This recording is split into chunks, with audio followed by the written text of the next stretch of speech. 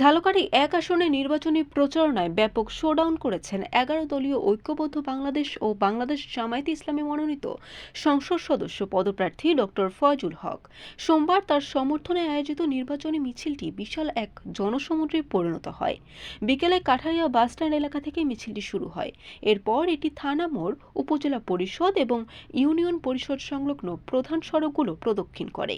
মিছিলটি যখন শহরের গুরুত্বপূর্ণ পয়েন্টগুলো অতিক্রম করছিল, তখন রাস্তার দুই পাশে সাধারণ মানুষের উপচে পড়া ভিড় লক্ষ্য করা যায়।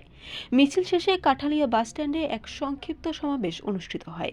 এতে ডক্টর ফয়জুল হক বলেন, আজকের এই জনসমুদ্র প্রমাণ করে যে সাধারণ মানুষ অন্যায়ের বিরুদ্ধে এবং উন্নয়নের পক্ষে ঐক্যবদ্ধ হয়েছে।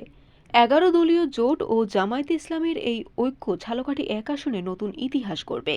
এনসিপি সহ জোটের সকল নেতৃবৃন্দের এই সমর্থন আমাদের বিজয়কে সুনিশ্চিত করবে। সমাবেশে উপস্থিত নেতৃবৃন্দ ডক্টর ফয়জুল হককে বিজয়ী করতে কাঁধে কাঁধ মিলিয়ে কাজ করার অঙ্গীকার ব্যক্ত করেন। শৃঙ্খলার সাথে মিছিল ও সমাবেশ শেষ করে নেতাকর্মীরা এলাকা ত্যাগ করেন। বরিশাল.নিউজ।